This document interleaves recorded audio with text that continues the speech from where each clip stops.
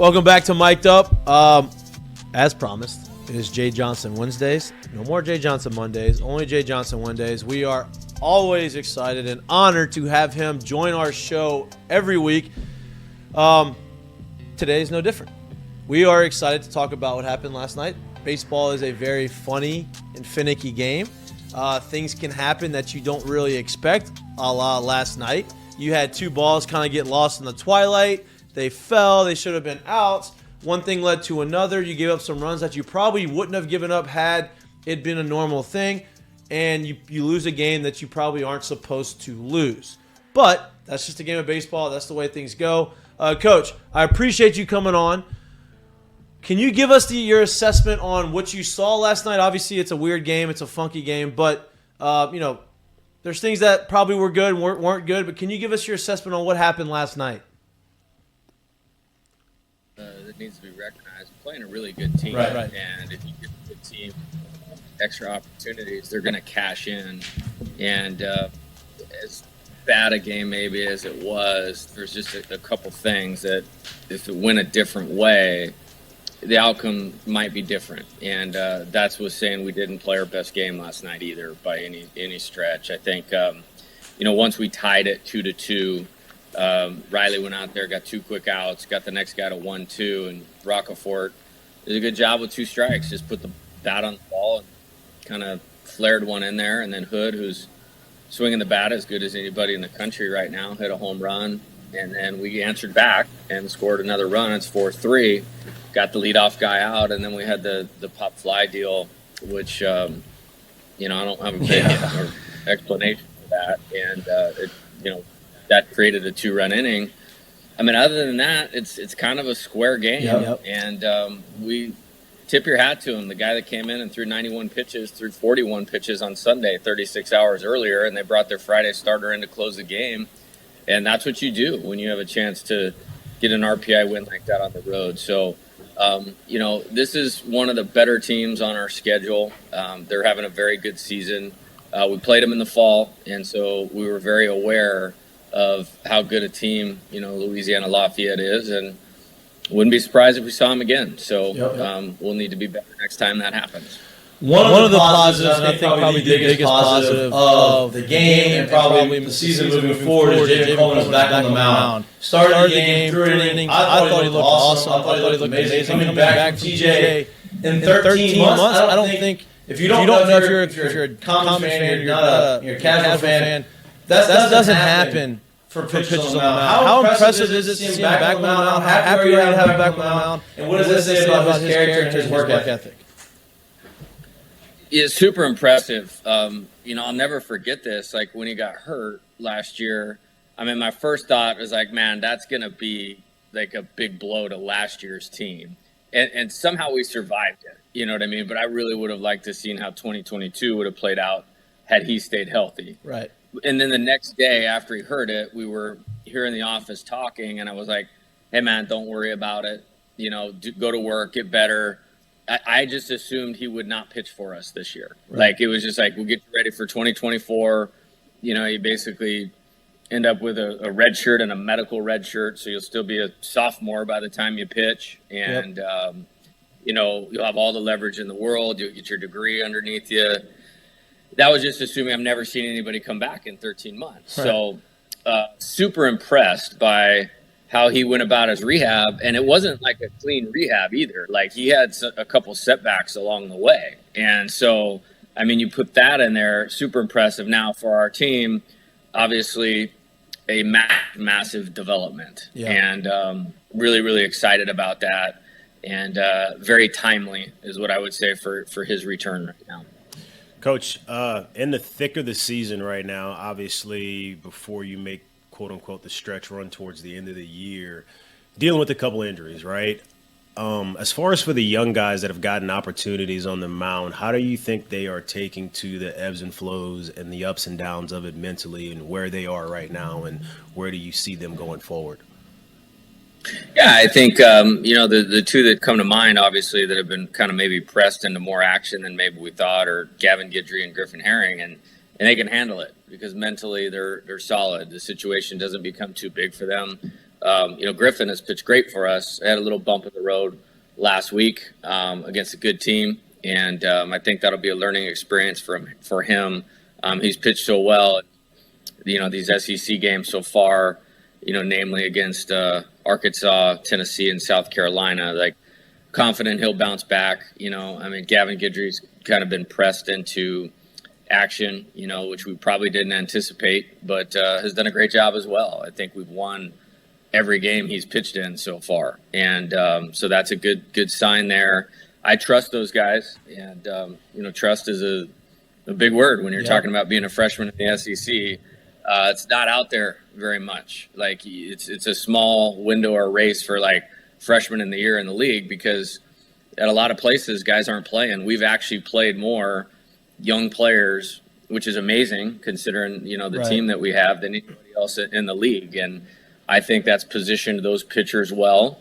And then some of our young guys on the position player side are hurt right now, but they've had a ton of experience, and that'll serve us well as we go down the stretch and as we move forward after this year. First two names that come to mind when I think about this, Jobert and Pearson, two guys who played pretty much every day at least at some point last year. They have been somewhat spotty, I guess, if you will, this year, which is what it is, right? It's a very, very deep team. For you, and this could probably go for almost anyone on the squad, but how have you been able to keep them in it mentally, to not let it slip, to not let the preparation slip, to not let the process of what they need to be able to do to get themselves ready every day slip at all? Yeah, good question. And I think we're getting a lot out of those guys. And, in spite of whatever their numbers are or are not, we inserted Josh back in the lineup right at SEC play, had a really good series at Texas A&M, had some good at-bats against Arkansas, got Braden, back in the mix here recently.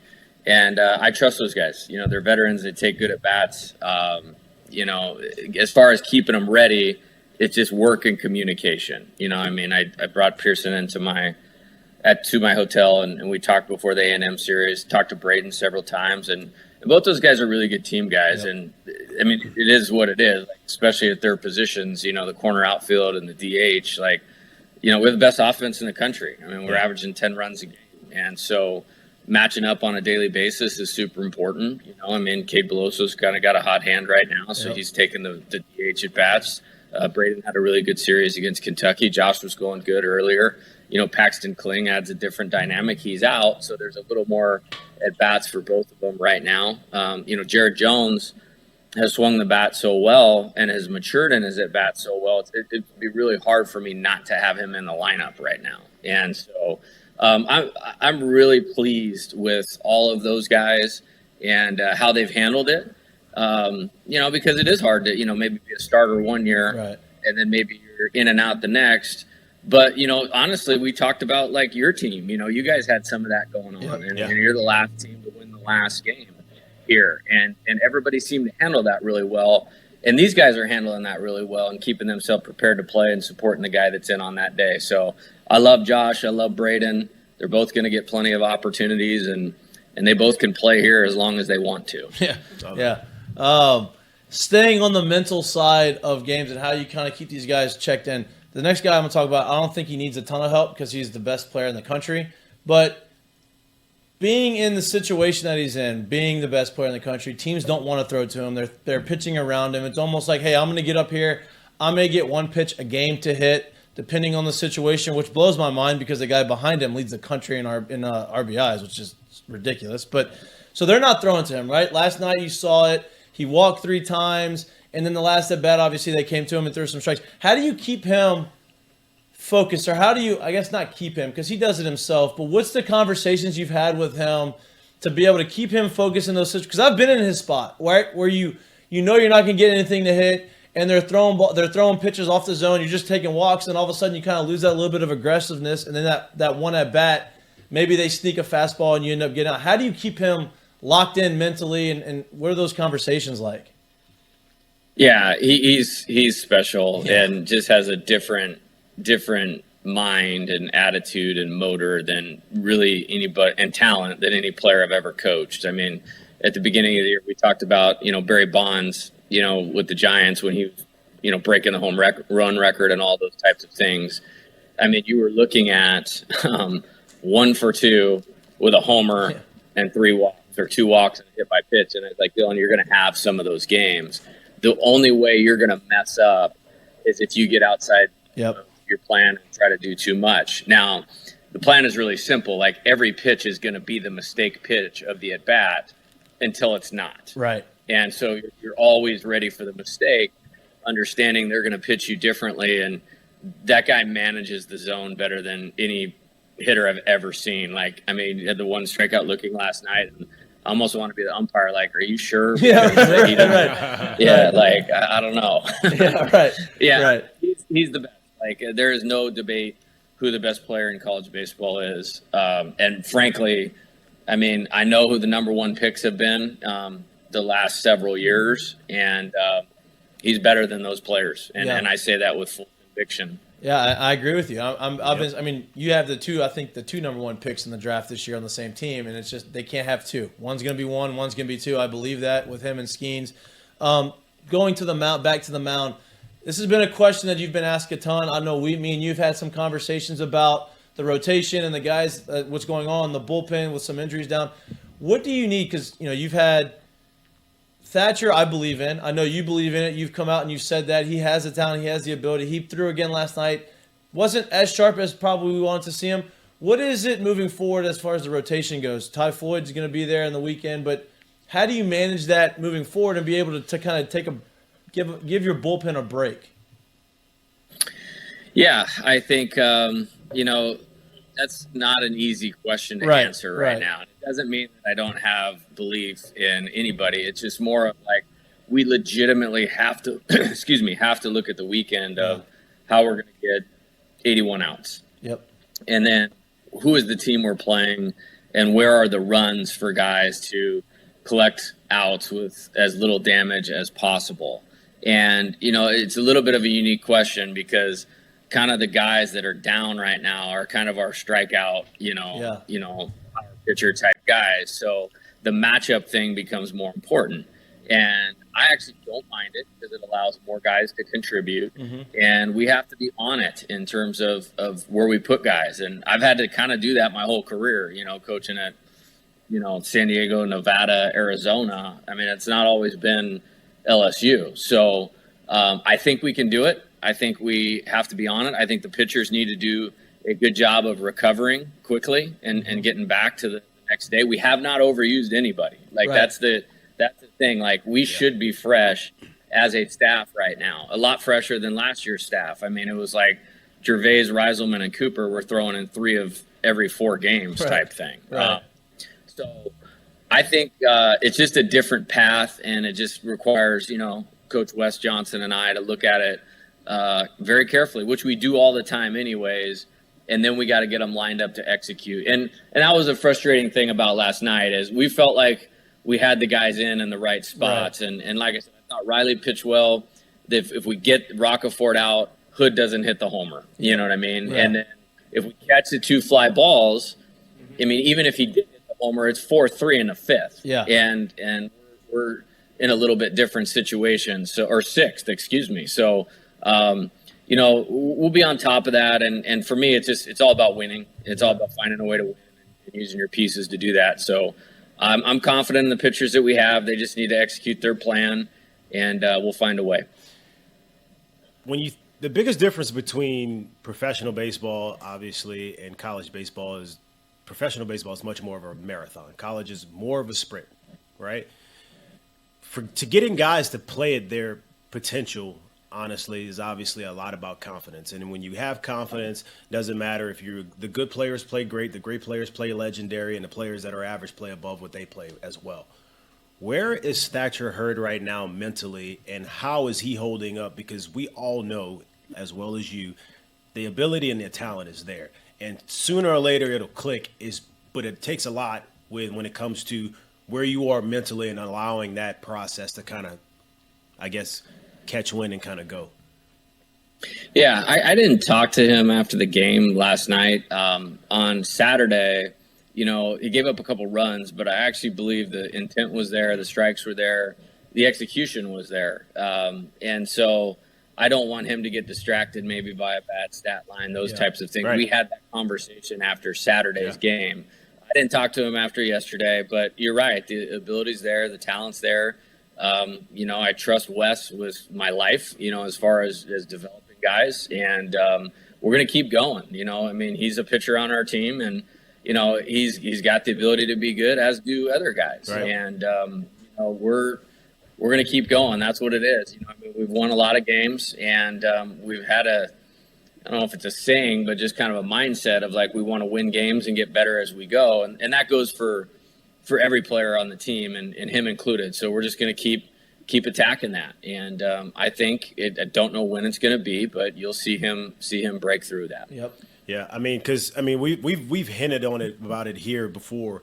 Sometimes as pitchers, as hitters, you have to, in a way, kind of give away an out, give away an at-bat, give away a day in the sense of making sure you're trying to focus on the right things, and maybe the outcome isn't exactly what you want it to be, but knowing that what I did today is going to set me up and bring me back to where I need to be successfully. And I just want, if you could speak about that a little bit, because that's not just a Thatcher thing. That can go for Dylan. That can go for anyone.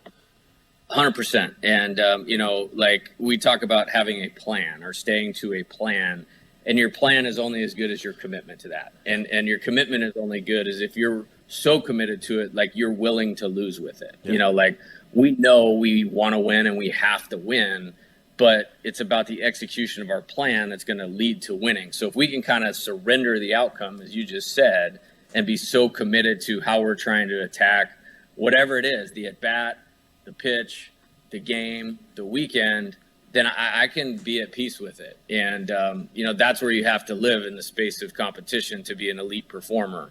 And honestly, that's like, in my opinion, the most important part of our job as coaches is to help them understand that. And it's hard in today's world, and it's hard for these guys with the expectations that they live with, but they've done an A-plus job of that to this point in the season. It's not perfect, but that's not the way baseball is designed. Right.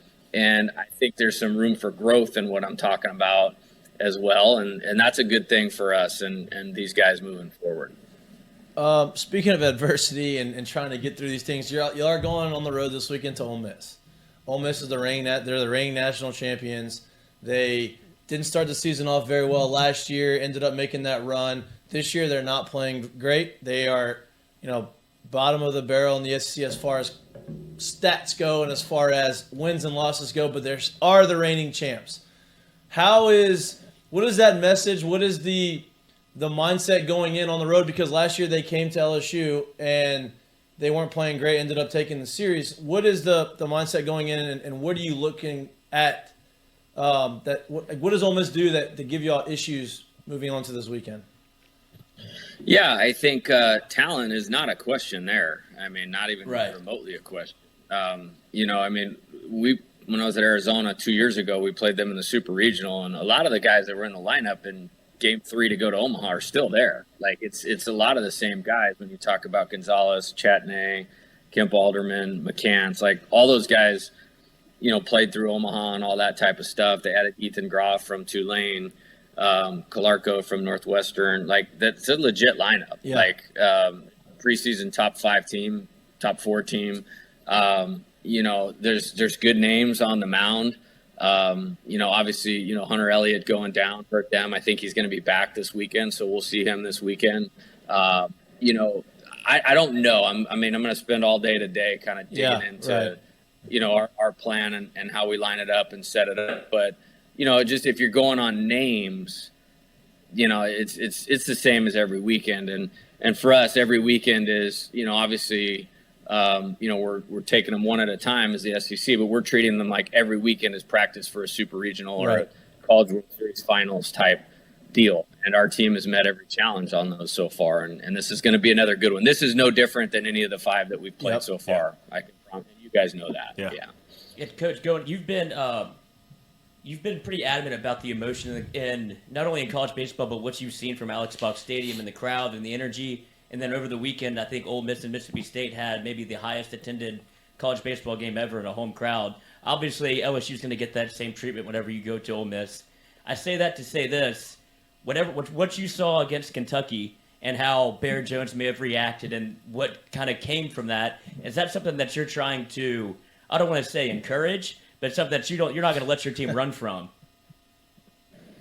Hey man, I love that dude, Yep. and I am so happy he's at LSU. And can't have it both ways. You can't Exactly. You can't criticize guys for not competing and showing up to play and not being mentally right, and all of that, and then not occasionally show some emotion. Yep. I didn't even see any of that until after the fact because I was watching the ball go over the fence at 452 feet. Right. Kind of like this guy just keep doing it and keep impressing me mentally. But I'm good with our team as long as they're super engaged in what it takes to win. As long as they're staying together, supporting each other. We're all good over here. Yeah, like people asked us those questions, and I was like, listen to me. If as a hitter, when you get quick pitch, that is not like I have had that exact same. Now, minus the 452-foot homer, I've had that same reaction. I just didn't have the reaction after I hit the homer. It was a fly out, but I had that same reaction because when you get quick pitch, it's one of those things, and it's an emotional game and it's a passion game. You don't want to take the emotion out of it. I had no problem with it, obviously. Yeah, here's the thing. Like Nick Mingione at Kentucky is one of my best friends. Like, I mean, hands down in base, he's one of my best friends. And they have a great template for their team right now. And they have an edge to how they're playing. And there was a little bit throughout the whole series. Yeah. Like they beat us on Friday night and they gave it to our team after the game. And so like, hey, we want to represent our program and everything with class. There's no doubt about that. But this is an easy team to get behind. Yeah. If you can't get behind the consistent effort of this team, the competitiveness of this team, then I don't know what to tell you. Yep, no doubt. And I'm behind it. I know a lot of people are behind it. I know it's been fun to watch. Good luck this weekend. I'm jealous because going to Ole Miss is my favorite place to play on the road. It's one of the best environments that you're going to be able to play. I got to play in right field with the beer showers, and unfortunately there's too many of them when we played them there. But hopefully y'all don't give up the beer showers and y'all are hitting the homers. But good luck this weekend. I appreciate you, as always, coming on the show and taking time out to support us. And we're going to look forward to watching y'all this weekend. Have a safe trip. All right, guys. Have a great one. Yep, See thank ya. you. See it.